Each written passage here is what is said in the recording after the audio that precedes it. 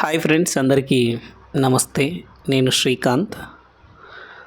So ప్రస్తుతం అయితే ఆంధ్రప్రదేశ్లో ఒక అంశం చాలా ప్రాచుర్యం, ఆసక్తికరం కలిగిస్తుంది. అదేంటంటే అమరావతి రాజధాని 2.0 అని చెప్పేసి ఏదో ఒక ప్రచారం అయితే జరుగుతోంది. అంటే ఆ అమరావతి మళ్ళీ పునర్నిర్మాణం చేయడానికి ప్రధానమంత్రి నరేంద్ర మోదీ గారు వస్తున్నట్లు ప్రకటించడం. సో బృహత్తరమైనటువంటి రాజధాని నిర్మించాలన్న లక్ష్యంతో అమరావతికి పూనుకోవడం జరిగింది. సో ఇప్పుడు ఇంకా బ్రహ్మాండంగా నిర్మించాలి.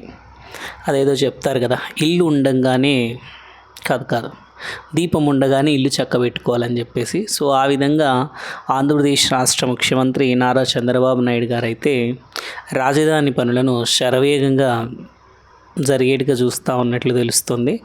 సో ముందుగా ఉన్నటువంటి 32,000 ఎకరాలకు జతగాను ఇప్పుడు ప్రస్తుతం కొత్తగా 40,000 ఎకరాలు, అంటే ఇంచుమించు హైదరాబాదును దాటిపోయేటువంటి విశ్వనగరాన్ని నిర్మించాలని ఒక గొప్ప సంకల్పం, ఉద్దేశంతో ఆయన ప్రయత్నం చేయడం అంటూ జరుగుతూ ఉంది.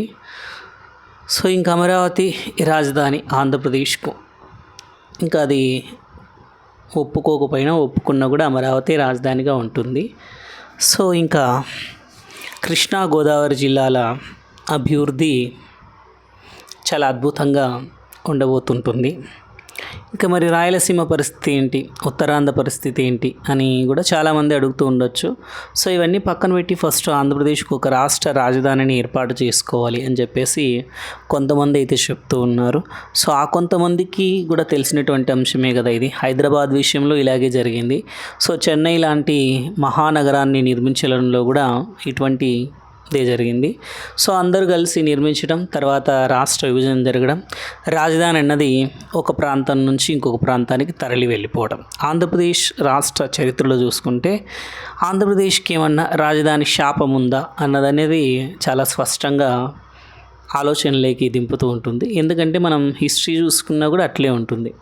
చెన్నై దాదాపు 200 సంవత్సరాలు మన భూభాగం చెన్నై, మరి ఆంధ్రప్రదేశ్కి చెందినటువంటి భూభాగం 200 సంవత్సరాలు నిర్మించి దాన్ని కష్టపడి అక్కడ దాన్ని ఒక మహానగరంగా తయారు చేసి తమిళ్లకు కట్టబెట్టడం జరిగింది. తమిళ వాళ్ళకి అట్లే కట్టడం అంటే వాళ్ళకు ఇవ్వడం అన్నది జరిగింది.